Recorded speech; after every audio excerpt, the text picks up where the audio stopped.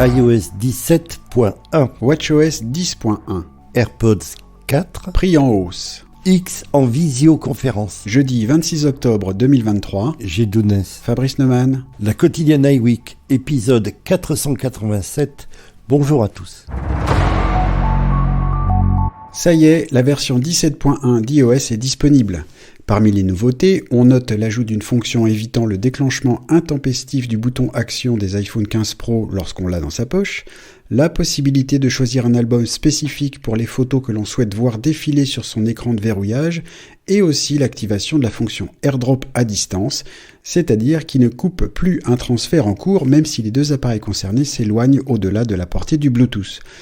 Pour la France, iOS 17.1 contient également le correctif spécifique aux iPhone 12, destiné à réduire le taux d'émission des ondes pour répondre aux demandes de l'Agence nationale des fréquences. Pour ma part, j'espère que nous ne parlerons plus jamais de cette histoire stupide. Est-ce qu'il y a d'autres nouveautés à noter dans le iOS 17.1, Gilles ? Oui, au niveau d'Apple Music, on va pouvoir indiquer à l'algorithme qu'on apprécie tel ou tel morceau, donc le retrouver plus fréquemment, et puis éventuellement des morceaux qui lui ressemblent. On sent pointer un petit peu l'enrichissement en intelligence artificielle. Et puis les playlists vont proposer des morceaux un petit peu équivalents qui ressemblent. Et là aussi, on retrouve un peu ce qu'on avait au tout début dans iTunes Music Store et qui était vraiment formidable. On ajoute que les appareils plus anciens ne sont pas oubliés puisqu'Apple a également déployé les versions 15.8 et 16.7.2 d'iOS pour combler quelques failles de sécurité, alors faites vite les mises à jour. WatchOS n'est pas en reste puisque la version 10.1 est également disponible et qu'elle apporte une des principales nouveautés présentées lors de la dernière keynote, à savoir le geste dit du toucher 2 fois. Ce dernier permet de naviguer dans les fonctions de la montre en tapant 2 fois son pouce contre son index comme on ferait un double clic avec sa souris. On peut ainsi d'une seule main répondre à un message ou à un appel téléphonique ou FaceTime sur la montre, lancer ou arrêter la musique, etc. Malheureusement, cette fonction est réservée aux Apple Watch série 9 et Ultra 2. C'est un peu dommage, non ? Oui, mais c'est parce que ça doit faire appel à des senseurs un peu améliorés qui détectent la différence de flux sanguin dans le poignet et puis le déplacement des muscles au niveau toujours des capteurs à l'envers de la montre. C'est vraisemblablement aussi une fonction d'accessibilité. Ça correspond à peu près à ce qu'on appelle la pince de Thénodèse et il suffit pour des gens qui ont une paralysie au niveau distal, de relever le poignet et à ce moment-là, l'index et le pouce se rapprochent. C'est beaucoup plus facile que d'utiliser la couronne digitale.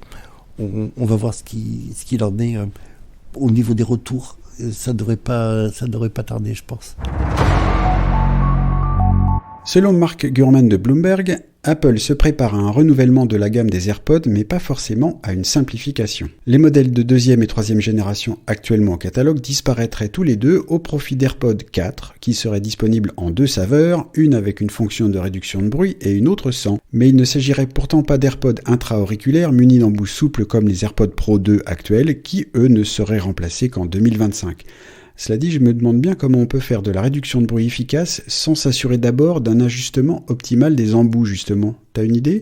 Il me semble que c'est l'ajustement optimal des embouts qui doit poser problème. On a mécaniquement un effet de compression à l'intérieur du conduit auditif et Apple a dû trouver quelque chose pour éviter cet effet désagréable. Et puis sans compter qu'au niveau du tympan, ça ne doit pas être excellent en fonction du volume. Il doit y avoir une possibilité d'éviter cet effet de compression et ça va faire vraisemblablement l'objet d'un brevet. Il va falloir pister ça dans Patently Apple, vraisemblablement.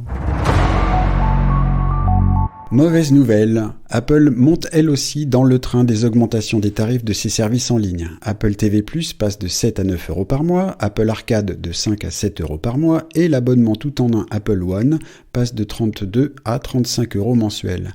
Autrement dit, Apple fait comme Netflix et les autres, on s'y attendait mais c'est toujours un peu décevant.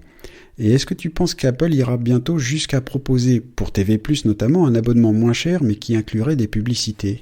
Mon truc là, c'est de dire que la publicité, une fois qu'on y a goûté, on n'arrive plus à s'en passer, un peu comme le loukoum magique du monde de Narnia, je sais pas si tu te souviens. Là, c'est pareil, c'est des revenus récurrents, ça tombe, on a rien à faire, c'est un petit peu comme l'abonnement, justement. Il me semble qu'on vient à la vérité des prix, on a un petit peu appâté le chaland avec des tarifs alléchants, et puis au fur et à mesure que les gens sont abonnés, se plaisent, on leur propose des tarifs qui sont plus conformes à ce qui est la réalité des coûts, d'autant que il va falloir payer davantage les scénaristes et bientôt les acteurs, ce qui est une bonne chose. Donc Apple fait comme les autres. Hein. Bon, c'est un peu dommage, je pensais me réabonner à la fin de l'année, au début de l'année prochaine, pour les nouvelles saisons qui commencent à se déployer. Et puis Master of VR, tant pis, il va falloir que je me fasse une raison. Et puis, comme promis, Elon Musk continue de faire évoluer Twitter devenu X. Certains utilisateurs, et j'en fais partie, ont reçu une notification à l'ouverture de l'application X sur leur iPhone indiquant « Les appels audio et vidéo sont disponibles ». Et oui, la visioconférence dans X Twitter est arrivée. Pour ma part, je l'ai désactivé pour l'instant. Qu'est-ce que tu penses de cette évolution du média social qui fête demain le premier anniversaire de son rachat par Elon Musk ? Alors j'en pense que déjà je vais fêter ce premier anniversaire en n'ouvrant pas l'application. Ça, c'est un point. Concrètement, Elon Musk veut gommer l'avantage concurrentiel que peuvent représenter les appels directs chez WhatsApp ou sur Skype, qui n'est pas un réseau social. Mais il y a quelque chose de particulier dans la mesure où, vu la faune qui traîne et l'ambiance particulière qui monte proportionnellement à ce qui était le cas auparavant, et les gens qui s'en vont de bonne foi, ce n'est pas quelque chose que j'activerai du tout et qui personnellement, encore une fois, me pousserait à aller voir ailleurs si le ciel est plus bleu ou les nuages moins menaçants, disons. Et puisque tu y fais presque référence, ajoutons qu'un collectif de journalistes français, notamment, appelle justement à une grève de X Twitter demain 27 octobre, jour de l'anniversaire que j'évoquais tout à l'heure. Pour suivre le mouvement, rien de plus facile, vous ne publiez rien sur X Twitter pendant toute la journée de demain, à vous de voir. La quotidienne iWeek revient demain.